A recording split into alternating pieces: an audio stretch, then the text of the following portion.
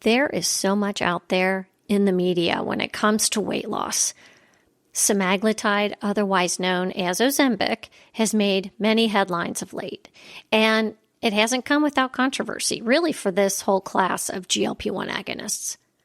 Making sense of diets like keto and intermittent fasting, along with many others, can feel like chasing your tail trying to figure out what may work best for you. For me personally, eating mostly whole foods and viewing food as medicine and fuel seems to be my sweet spot, along with not eating after dinner and avoiding alcohol. And it goes without saying that keeping our bodies moving is paramount for long-term health and fitness. Okay, reality check. So it may still feel like we're struggling to move the needle. Is it time to consider some medical intervention? Maybe a medical professional who can assess our total health picture and provide realistic guidance tailored to our specific challenges. They are out there, and today's guest is excited to help other women achieve their goals successfully and safely. On one other quick note, we did have some issues with recording. Our sound is a little off on this one. Again, I promise you a really great product. It's just sometimes not always perfect. I appreciate you listening. You're going to love this episode.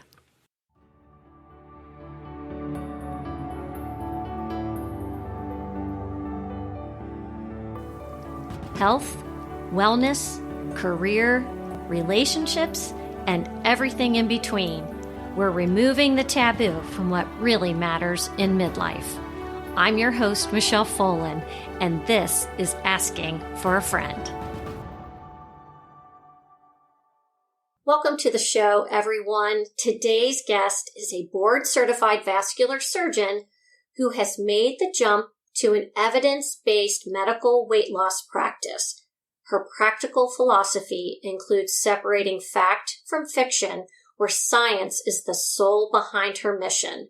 Dr. Brittny Howell has a multi-pronged approach that embraces the individual, creating a treatment plan that goes way beyond a one-size-fits-all regimen.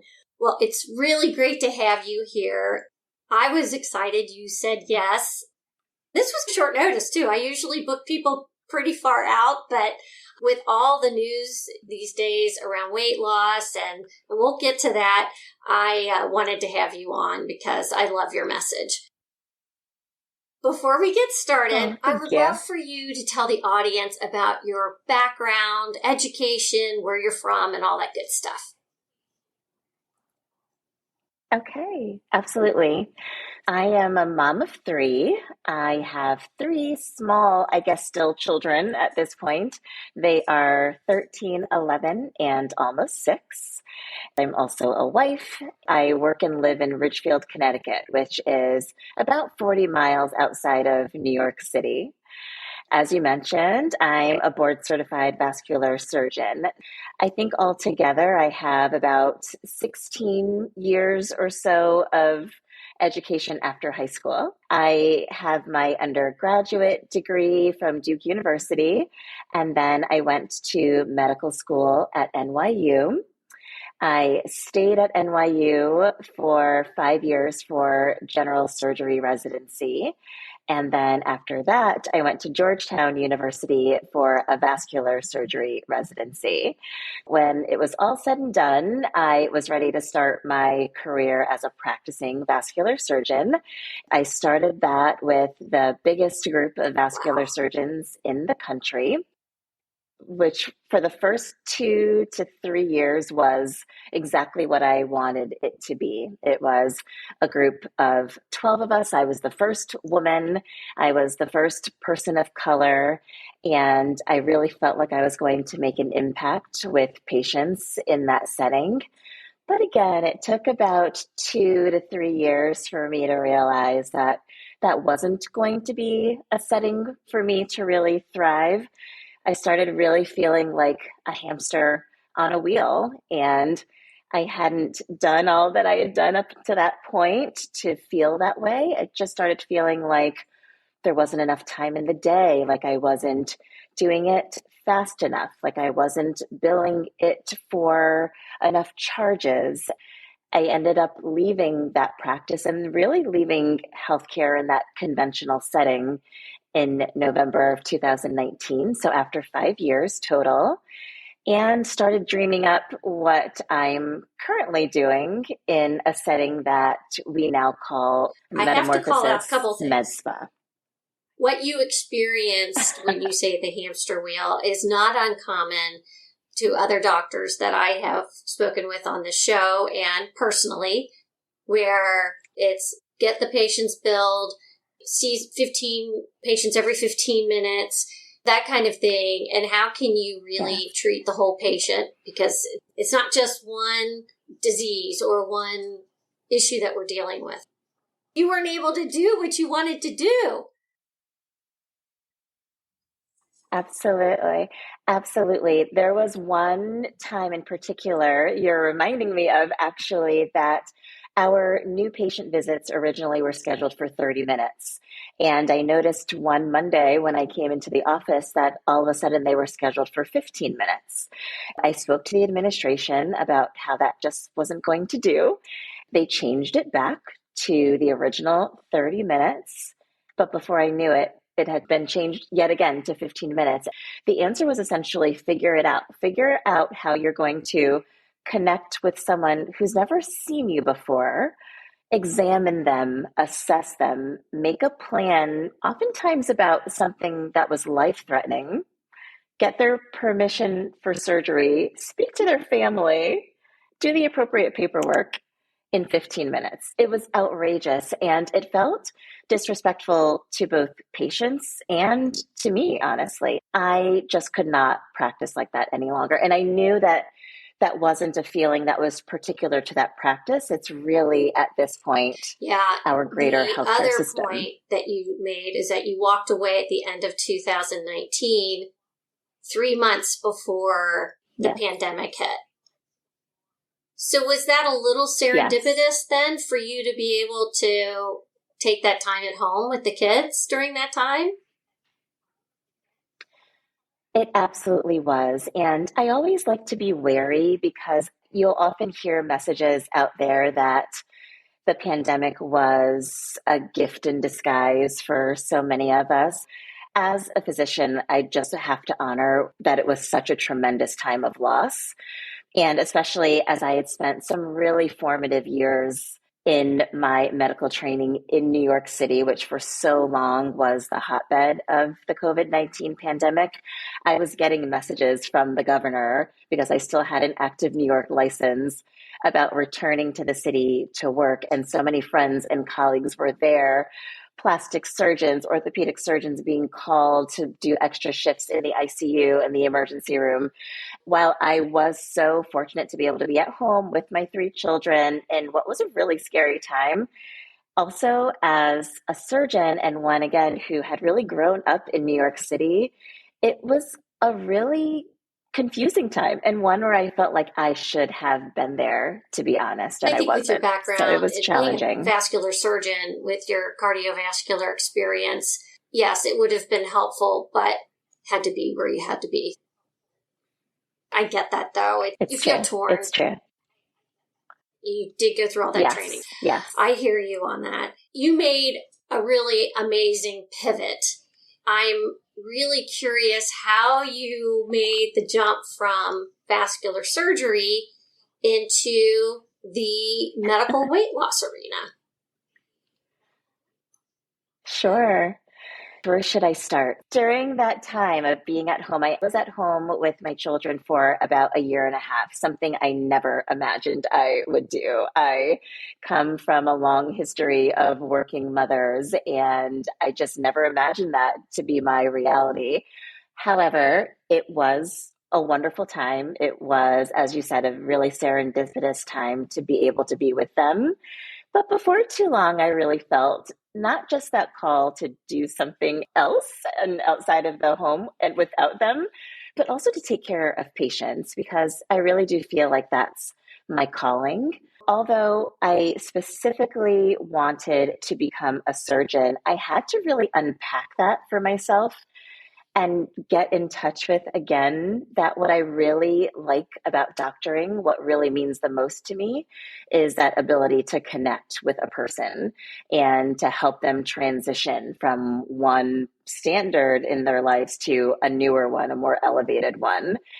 All around me, I'm surrounded by women, especially who are a lot like me in a lot of ways, people who have spent their 20s and 30s really striving for something, really giving of themselves. And then there's this moment when they look up and they realize that they haven't really been giving as much to themselves as they would have liked to. I realized that I could really be a physician for that woman who I understood in so many different ways. And in so many cases, that woman is also my friend. It really started with my thinking of that, and then thinking about, well, how do I do that as a vascular surgeon? Because then that's not going to be major leg bypass surgery, and that's not going to be repairing aortic aneurysms any longer.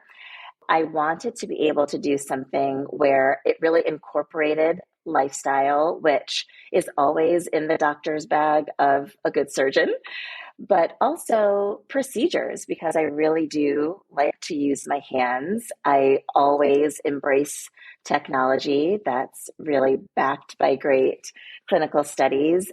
Initially, it was the aesthetic world, which really naturally has transitioned into medical weight loss. I think and this we can is talk really about fascinating. how that happened. You talk about medical gaslighting in your posts on Instagram. I think you're wanting to work with women specifically really centers around making sure that women are getting the right answers. What is your approach with the whole issue of medical gaslighting, and how do you help women overcome some of that?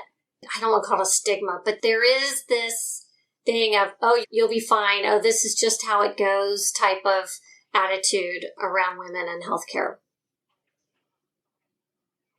Yes. Well, it has become something that I can't ignore because it comes up honestly just about every single day. That whatever brings a woman to me, again, whether it is something that really starts off as an aesthetic concern, or oftentimes it is something that really starts off as a physical concern, that at some point she'll reveal to me that she's sought help before and she was really turned away. And that can look like so many different things, but it often looks like a provider telling her, well, what you're describing doesn't match how you look. That idea of being invisible, which I think women feel in so many different arenas. Or it can look like her being interrupted or spoken over and really condescended to is another theme. And then to link in that medical weight loss part of my practice again, it particularly happens to a woman who falls in those medical categories of either overweight or obese, that medical providers will attribute whatever she's feeling or whatever she's seeking treatment for to her weight. And while there are lots of medical diagnoses that are correlated with being overweight or obesity, that is often not the only story. And it's so often oversimplified to that, that I've had patients come in with true varicose vein disease. Thankfully, nothing that was dangerous, but something that had been ignored for years because she was technically obese. It had been written off again for about a decade as obesity, and it Those wasn't. are typically painful, right? They're painful. She had two completely different looking legs. Her right leg was one size, and when I met her, her left leg was about twice as large. Truly, it doesn't take much investigation for someone to look at that and say, there's something else at work here. Even if, again, veins are quite literally my business and something I spent a lot of time training to understand. But as a medical provider, to be able to look at someone and see that they're asymmetric is something that's quite obvious. And again, should really just at the very least spark a little curiosity. I think, especially when we're talking about patients being gaslit, not every medical provider will have all the answers. In fact, none of us does. None of us has all the answers, but it starts with that curiosity, that ability to look at the patient in front of you and say, I see you and I hear you, I believe you, and let's start to figure this out together and to use what we have in our tool bag. And if we need to reach outside, to then do that, with the overall goal being to find a solution. I think what I'm hearing here is two things. Don't be afraid to speak up, and don't be afraid to go elsewhere if you don't get the answers you need. Absolutely. I think if I could encourage any woman who's listening, I would say, trust yourself. You know how you're feeling, and you know how you're feeling better than anyone else. And to keep faith in the fact that there is someone out there who can help you, and perhaps you just haven't found that Great person message. yet. A lot of what you do is in medical weight loss, but you also practice what you preach. I was wondering if you could share with the listeners your own pillars of good health. Sure. Thank you for that. First of all, I appreciate your acknowledgement that I'm trying to take care of myself too. And thank you. I think it's important to be able to be in integrity with my patients, because we're talking about lifestyle so much, because it is imperative that we address that for our patients to get a sustainable result that they really want. For me, especially in this time in my life, my priorities really look like what we overall call lifestyle medicine, which is an attention to good sleep hygiene. And I would say right in this point in my life, that's the number one thing that I prioritize. I do my best to sleep until I naturally wake up. Right? We do our best. If that means that in the morning I'm starting a little bit later than is ideal, and if that means that my movement practice gets cut a little bit short, then those things will happen, because I know that I need to be well rested. But it also looks like those other things, like getting in some movement, and especially at this point for me, strength training that feels really good, for me to have really meaningful social connections, for me to manage my stress, which a lot of times really looks like managing my calendar, and for me to really practice some plant-forward I loved your eating. message around sleep. First of all, I had to catch a very early flight yesterday morning. I was out of town, and I'm just telling this story as an example. I had to be up at 3:20 in the morning to catch my 6:15 flight. I was a freaking zombie yesterday. I ate poorly because I was craving carbs. I did not work out yesterday, and I had to take a nap because I literally could not function. I know how my body responds when I don't get good sleep, and I think women in particular in this age group is look at how your body responds when you get poor sleep, because it really is the foundation for all the health pillars. Absolutely. It really is. It's that first domino that starts how you treat yourself during the day. It's taken some years for me to realize that personally, particularly in my 20s and 30s. My days are really spent getting up in the middle of the night and taking care of patients and working for 18 plus hours a day. I was not able to live that way. I really count it as a privilege that I am now, and I do my best to share that message with others. Let's talk about your practice, your medical weight loss practice, because I think this is fantastic. One of the things that is coming up a lot right now is about Semaglutide or Ozempic. I also had shared with you that Yes. I launched the first GLP-1 agonist. It was Byetta, which is Yes. exenatide. I had to go back in my memory bank and remember the actual generic name for it. Even back then, we knew that there were some absolute weight loss benefits. We weren't allowed to promote that because that would have been off-label, but we couldn't promote it as a weight loss drug. But we could tell the doctors that there was some weight loss benefit. Now, it's become more mainstream. I was hoping you might be able to shed some of your experience around using Ozempic and what your patients are seeing and just your philosophy behind its use. Sure. I was fascinated to learn that you had helped launch Byetta. And I think that's a great place to start because the media circus around the newest medications makes people feel as though this class of medications is new. Byetta was launched, I think, in 2005.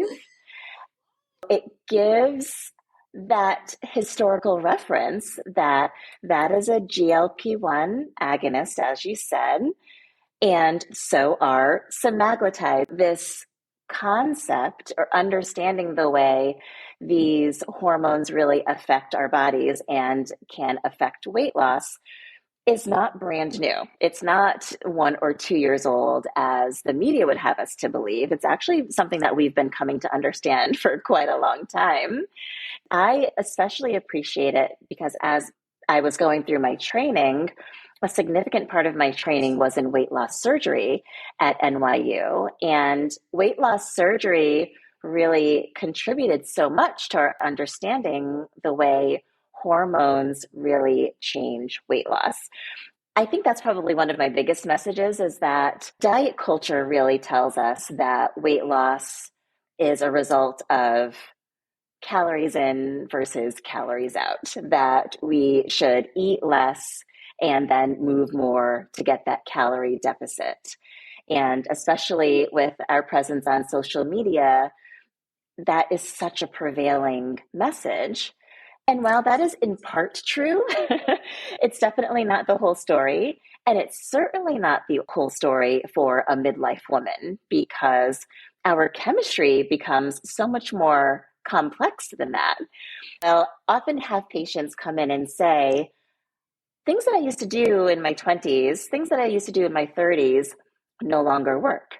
And that's absolutely the case because they're not the same person, literally and figuratively, than they were when they were in their 20s and 30s because their metabolism has changed and the way their hormones interact have changed. And so weight loss surgery and then these classes of medications really honor that there are hormonal implications to weight loss that we have to address for it to really be sustainable. The mechanism of action of how Ozempic works, doesn't it just increase satiety? You don't feel hungry, correct? That's part of it. And again, I think that's a big message out there in media is that Ozempic makes you less hungry, you eat less, and therefore you lose weight. And that is part of it, but it's actually not the whole story because it's also increasing your insulin production. It's changing, again, thinking about how these medications were really first used for type 2 diabetes. It's taking that blood sugar and it's lowering it, but it's also getting your body to use that sugar for energy. And energy is what is actually increasing your weight loss efforts. It's also having all of these downstream effects that we're starting to understand a bit more. And we can see that it has a lot of cardio metabolic effects too. So it's actually lowering lipid levels and cholesterol. It's actually lowering blood pressures. And it's actually overall lowering cardiac risk. So the risk of someone having some sort of heart event, like a heart attack. There are so many different levels to the mechanism of action, but one of them is, yes, that it makes you feel fuller for longer and therefore there you eat is less. Some inherent feelings of nausea sometimes with this class of drugs. So I think that might be another call out for people that are interested in trying it, they can make you queasy. Yeah, that's important to know, especially if it is started and titrated up pretty quickly. Ozempic is the one that's out there the most, I would say, out there in the media the most. And that one, just to be really clear, has an FDA indication for type 2 diabetes. That one does not have the FDA indication for weight loss, although we can prescribe it off label for weight loss. It's the same compound, which is in a medication called Wegovy, is its trade name. And that one does have the FDA indication for weight loss. They're technically the same compounds. They're given in different doses, but in either one, it's really important. And it's part of the titration protocol to start low and then increase the dose. And then the more slowly you go, the less likely you are to feel nauseated, but it's absolutely still a risk. And then we can talk about ways to mediate that, because we never want anyone to feel miserable I like food too much while they're getting treatment. The queasy part's not going to go over well with me here. Liraglutide, which Absolutely. is Victoza, I think, if I remember correctly, that does not have a specific weight loss. That molecule doesn't have weight loss indication. It's just the Ozempic. Correct. I want to keep up. I feel a little out of it now absolutely. since I'm no longer in that industry. One of the things we do on the show is Sure. I try to get the listeners to ask questions of our guest experts. And I did get 2 questions specifically around the use of semaglutide. The first one I got, the person was on semaglutide for a while. She did lose weight, but lost a lot of muscle. Can you address this? This is not uncommon, but it's not just not uncommon with the use of semaglutides. It is not uncommon with massive weight loss. And we think of massive weight loss in the medical weight loss community as a weight loss of 30 pounds or more. It's a significant weight loss. In general, we would love to think that when we lose weight, in air quotes, that we're only losing fat. And that's just simply not the way it works. So in general, when someone loses weight, about 2/3 of that weight is a fat mass, and about 1/3 of that weight is a muscle mass. So that 1/3 muscle loss is always there. Again, when that weight loss is more pronounced, then that muscle loss is more pronounced. And since there is a significant weight loss with these medications, the semaglutides, upwards of 15% of your weight, then that muscle loss looks more pronounced. All right, but it's not great. A new phenomenon. On that note, with you being in this arena with weight loss, are you coaching women to eat more protein then as they are losing weight? Yes. When they're in our medical weight loss program, we're working with a registered dietitian. I love to study nutrition, but it's absolutely not what I'm best at. I have an entire career that's focused on that. I love to allow my patients to work with a registered dietitian for their knowledge and their expertise. Yes, we have to keep a focus on protein. We also have a focus on strength training. Most of my patients are in midlife, and so that's important regardless, and especially as we're having this significant weight loss, which has a significant muscle loss. We have to be sure that we're building muscle, that we have the foundation to do that with protein. The other question, I knew this was going to be a hot topic. The other question was, this listener would like to try a GLP-1 agonist, but is worried that she's hearing when you go off of it, you may be hungrier than you were prior to starting it. And I guess the question is there some kind of a rebound effect when you discontinue usage of these drugs? That's not something that's well studied at this point, that there is a rebound effect, but it gives me an opportunity to address 2 things. One is that these medications were really created with the thought of taking them long term. If we think of being overweight as a medical condition, like any other medical condition, then the medication, again, was really created to continue taking. With that said, if your goal is to start the medication, get to a goal weight, and then not be on the medication any longer, then it's important to really build that into the plan from the outset.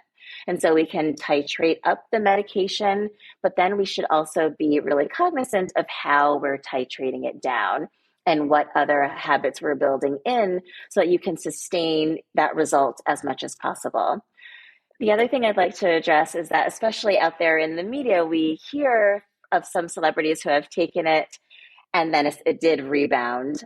But from some of those accounts, it's important to recognize that this is not an appropriate medication for anyone who has had any disordered eating, particularly binge eating. If that has been a habit in the past or that has been a concern in the past, this will likely exacerbate that concern. If any disordered eating has been a part of your history, then I would avoid these medications in general. If you want to look good in your bathing suit for spring break, maybe not this drug. I mean, it's not really meant to be a quick fix, I guess is what you're saying. It is not meant to be a quick fix. It really is meant for, again, those medical classifications of overweight or obese, which in general, and this is a generalization, but it's going to be about 30 pounds of excess weight. That does just make me want to share, Michelle, that you'll see a lot of med spas. And again, my practice has the words med and spa in it, so I want to be really careful in sharing this. But you'll see them sharing, especially on social media, that they have these medications and that they're offering them as almost like a subscription service. Those medications are almost 100% coming from compounding pharmacies. And so they're being offered then in an off-label indication. They're not the very well-studied medications that have all of the clinical data behind them. And then they are being offered for someone who is prepping for spring break, has 5 to 10 pounds to lose, etc. So you really want to be wary of that also. If anyone has the medication in their space, that's not medication that you want. You want to be able to have to go to your pharmacy to get the right medication. There's a private place offering it up the street. And I know there's probably a doctor who owns it, but anyway. I was like, oh my God, that's amazing. Next questions I have for you. When you entered this space, you did talk a lot about safety, and I do appreciate that. What do you see women doing that may not be in their best interest in terms of trying to achieve an ideal weight? I think safety is key, and I think acknowledging that, especially in the social media sphere, helps distinguish a licensed medical professional from someone who's not. What I see so often, and I'd like to just acknowledge, these are brilliant women who are coming to me. And that's what really has given me pause and what really encouraged me to enter this space is that these are learned, accomplished people who feel so confused, lost, and really at times desperate to try things that are quite frankly not safe. And in general, that really looks like taking supplements.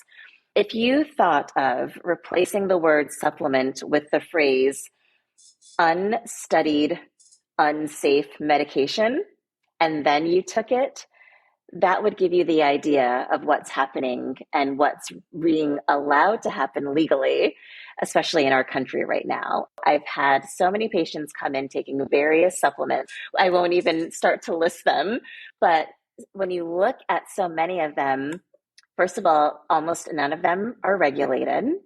They don't have to divulge what they contain.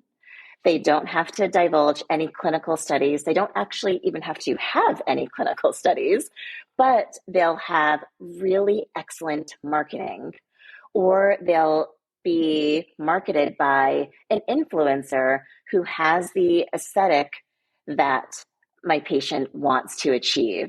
It's incredibly convincing, the package that these supplements come in. And that would be overall I the wasn't even biggest thinking danger about that I see. supplements. Oh gosh, I kind of forget about that, but I don't think I see as much of supplements in my research and when I'm on Instagram and that sort of thing, but I do see detoxes and cleanses. What's the skinny, no pun intended, on detoxes and cleanses? Ooh, yes. Detoxes and cleanses. They're absolutely right up there also. They make the hair on the back of my neck stand up because a detox and a cleanse, whatever it's called, is really a diet. It's really a crash diet. It's really this short-term restriction, whether it's with water or it's with fruit juice or it's with vegetable juice, whatever it's using, at the end of the day, it's nothing more than a diet. It's not doing anything in particular for your liver. It's not doing anything in particular for your kidneys. And there's nothing in general that most of us have to detox from. So the suggestion is that there is something in your system that is poisoning your body. That's what a toxin is, something that's actually poisoning your body that has to be removed. Oftentimes when these detoxes are being promoted, they're talking about sugar. Now, sugar in excess is certainly not good for us. And we've talked a little bit about type 2 diabetes. And so we have to acknowledge that. But sugar in and of itself is not a toxin. It's something that our bodies use for energy. To vilify sugar, call it a toxin, take sugar out of someone's diet for a short period of time, and then call that a detox is completely irresponsible. And yes, I see those too. And I encourage my patients to steer clear, even if there is a medical doctor promoting it, because there are lots of those. You take a multi-pronged approach, and this is what I was talking about. Food as medicine, the physical activity, weightlifting, making sure we're getting enough protein, but also body sculpting to get those tough areas. And I'd love to hear more about that and what different procedures are the most effective and what we can look out for. Sure. Coming from a background in surgery, and especially vascular surgery, where it's really technical, we use a lot of devices in vascular surgery. I am really attracted to that. And being open to all of the ways that our medical community can keep advancing. Body sculpting is one of those. Oftentimes, patients will come in and their number one complaint is unwanted belly fat. And they might say that explicitly, or they might say, I want to lose weight. But oftentimes, that's the biggest area of concern is their bellies. And we cannot, as much as we wish we could, spot treat that part of the body with any lifestyle modifications. With all of the things that we've talked about, and they're incredibly important, again, that sleep, our stress management, our plant-forward eating, our strength training, you cannot crunch your way to the abdomen that you want, because your body will take the way you're using that energy and disperse it, and you have no control over where that end result takes you. Again, that's where technology gets to enter, is that with technology, we really can spot treat. In our practice, we use a device called mSculpt Neo. mSculpt Neo is really different than anything else on the market because it has clinical results that show an on average 30% fat reduction in one area. It's actually spot treating, something that we can't do on our own. But in addition to that, it actually does build muscle in that same area. And that on average increases muscle by 25%. So it's the combination that really will catapult what someone's doing in their lifestyle to get them a really amazing result, and one that's sustainable. It really is. I love that you've seen some of the images. That's what that's showing. And every body is different. And I really try on our social media to show, first of all, they're our patients, but also that these are, again, real people in our community and how their actual bodies have changed. Can you use that on thighs or tushes? You can use it on your abdomen. And again, in our practice, that's their number one. You can use it on your thighs. So it's really based on muscle groups. So the front of your thighs, the quadriceps, the backs of your thighs, the hamstrings. You actually can use it around your hip flexors and extenders. So your inner and outer thighs. You can use it on calves. You can use it on your triceps and your biceps, which women love, especially again, heading into the warmer weather. And then the one area that's a little bit different is you can use it on your buttocks. And then that gives you more of a lifting effect as opposed to a slimming effect. Any positive effect on cellulite? A little bit. Sculpt Neo, to talk about the modalities that lead to that fat reduction and muscle building, there are two modalities. One is electromagnetic force, and that's what causes the muscular contractions to build the muscle. The other is radio frequency, and that's what's really responsible for the fat loss, and that's really killing fat cells and then evacuating them from your body. The radio frequency does also have a skin tightening effect. We do have another device, actually, which is called M-Tone, which is more focused on the skin layer. And that will actually tighten the collagen bands, loosen some of those bands, which are causing the dimpling of skin for cellulite. And that's a better cellulite treatment. You recently were talking about cellulite and how 90% of women have cellulite, but only 10% of men. I just think that's so unfair. Yes. But I just thought that was something to bring up because I think women who do have cellulite really get frustrated because they can be normal weight and still have it no matter what they do. Yes. First of all, most women have it, so we should just start there. And most men don't. There's nothing that men have done to deserve not having cellulite, and there's nothing that women have done to deserve having cellulite. No matter what you eat or how you move your body, you may still have cellulite. If you don't like it, there are ways that you can support your body in changing the way it looks. I wanted to make sure you toot your horn here a little bit because you have a new bus that you're using. Yes. Yes. We're always trying to listen to our community and ways that they'd like to be treated. And something that we continue to hear, especially as we're in Connecticut and the cold weather lasts about 8 to 9 months around here, is that it would be wonderful to get treatments at home. We had a Mercedes Sprinter van customized. It was about a year-long process, but it's finally here. With that, we'll be able to offer at-home treatments and also some really fun events. If someone has a landmark birthday or they're preparing for a bridal shower or a wedding, that we can be able to treat several people at once in the comfort of their own home or maybe just outside of their hotel. I think that's a great idea. Bring it to the people. I do want to ask you something, and this is more of a personal, I think, journey for you, but may we address your relationship with alcohol and your decision to quit drinking over a year ago? Absolutely. I decided to stop drinking in December of 2021. It's just a little bit more than a year now. I realized, like so many of my patients, and actually so many of my patients helped me have this realization, that over the course of the pandemic, I was drinking more alcohol than I ever had before.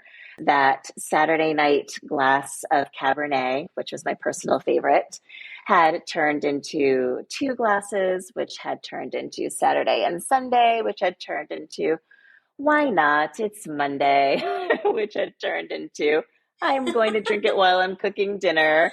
It just became much more of a habit. It was realizing that it had become a bigger part of my life than it ever had before, really before my very eyes. And also the understanding that we in the medical community had thought of alcohol and had talked about alcohol, particularly red wine, as being beneficial to health for so long. And that when we really go back and started to be more curious and more critical of those studies, that there really wasn't good evidence to support those claims. I was doing something really to make myself feel better and adapt to the changing world around me. And I was trying to encourage myself by saying, well, there are some benefits to your health with this practice. And I just had to get real with myself at the end of the day and say that there wasn't. There was no benefit to drinking alcohol. And as I am a midlife woman and I want to be in this body on this earth, feeling good for as long as possible, I had to address that. And then that idea of integrity that you brought up earlier, I want to be able to always speak with integrity to my patients. I couldn't, in integrity, continue to drink. So I cut it out. So much of my story, particularly from the pandemic, and I too felt that I was in that area of gray area drinking and decided to take a step back and really reassess my relationship with alcohol. And the listeners have heard me speak of this before, so this is nothing new. But all it really took was for me not to drink, to understand why I shouldn't be drinking. All those wonderful benefits of better sleep, which, as we keep talking about, is the foundation of good health, but also my mental health. That increased anxiety anyway with menopause that has really relaxed a lot.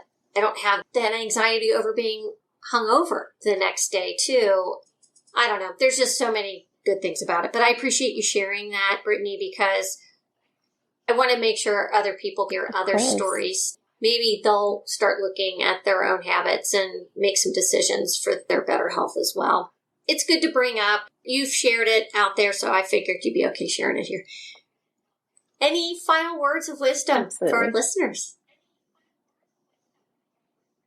I would just like to say, I think midlife is an opportunity to be really intentional. I think we spend so much of our 20s and 30s really striving for the next advancement, the next accomplishment, the next promotion. At some point, we get to pick our head up and look around and ask ourselves if any of it is serving us. I think that's what I did when I decided to leave corporate medicine. I've gotten better and better at asking myself questions like that as I move through this life. I think, again, it's an opportunity for us all to do that. I would just encourage your listeners to do that because it's a really powerful time in our lives. Finally, where can listeners find you? We connected on Instagram, so that's a fun place where I like to share. My personal profile is Dr. Brittny. Doctor is spelled out, and then Brittny is Brittny, MD, Dr. Brittny, MD. Hopefully by the time this podcast is released, our practice website, brand new website, will be live, and that's morphmedspa.com. Brittny, thank you so much for being here. I'll make sure all that's in the show notes. Again, this was really enlightening. I'm really excited to share this with the listeners. Thank you for having me. I love listening to your podcast. It really is an honor to be a guest. You're welcome.